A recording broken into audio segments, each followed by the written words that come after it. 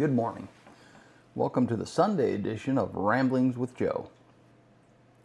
I normally do this Monday through Friday, so I don't bother the wife, but this morning she was sleeping, and I assume she was sleeping in, but she's over on the couch. So I'll bother her with this video this morning.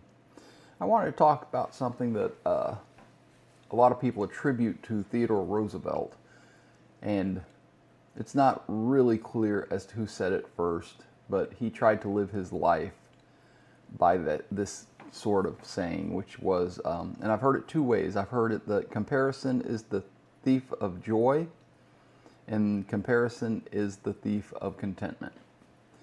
And they're so close, the way that those two word changes, that one word change, the way it works out is so close that it is almost identical. So I'm going to treat it as one thing, and I will go with the comparison is the thief of the thief of joy. I believe this. I do. I let me explain. I don't think that seeing someone with a nice car means that you can't have a nice car. If you see a car you like and you want that car, well, that's kind of what this statement's about.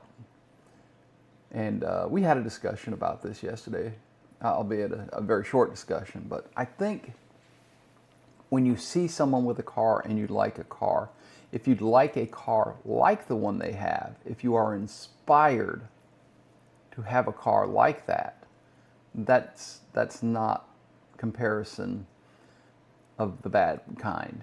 I think that wanting a nice car and you see someone who's driving a cheap Cherokee, and that's the kind of car I drive, and you decide, I think I want a cheap Cherokee. You're not wanting any harm to come to the individual that's driving that car. You just want something nice like he has or she has. And the idea behind this sentiment, I believe, is if you look at someone who has something nice and you wish to have that nice thing or that nice life, that nice wife, then yeah, your intent here is not only to garner something for yourself, but to do that person harm. You're looking at the world as a zero-sum game, and the thought that you're comparing what you have to what they have and saying, I want what they have. That's not how this is, that's not how we're supposed to interact with other people and their lives and their possessions. I tend to look more at people's lives rather than their possessions. So when I see something, and when I see some people, and they are really enjoying themselves, that's the time I have to remind myself that I don't want specifically what they have. I want that joy and that contentment. So I kind of feel like right now I kind of feel like a preacher who's trying to explain away the actual meaning of the sentence, but I'm not trying to do that. Basically what I'm saying is comparison is okay if it inspires you to have a better life, not to the detriment of someone else. I think that is what President Roosevelt meant when he said it. I believe that's okay. I think seeing someone on vacation and you thinking, I hadn't had a vacation in a minute. I think I need to go on vacation. You're not comparing your life to theirs. You're being inspired.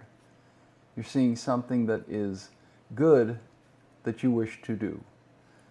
So, comparison is the theft of joy. Absolutely.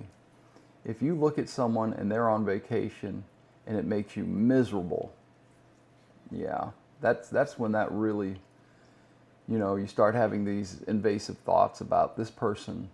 Why does this person get to go on vacation and I'm not on vacation? Why does this person? It's not any way to live your life.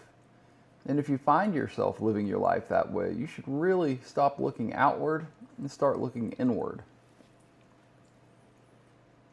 That's pretty much all I got today. We had a very short conversation about that yesterday, and I was inspired to talk this morning. It's Sunday and it's gonna rain, which means we get a cool break in the weather. I mean, until it stops raining. And I'm looking forward to visiting with my brother and spending time with him and Paige, Jim. I'm going to have a good day. The wind is really kicking up out there right now. I have a new umbrella in my car the wife doesn't know about until right now. It is swag from work. I have not opened it. I'm sure it has my Works logo on it. And this may be the first day that I get to use that umbrella. But if it's windy like this, I may not pull it out. I don't even know how big it is. So there we go. That's my Sunday. That was my thoughts when I woke up this morning. I hope you guys have a fantastic Sunday.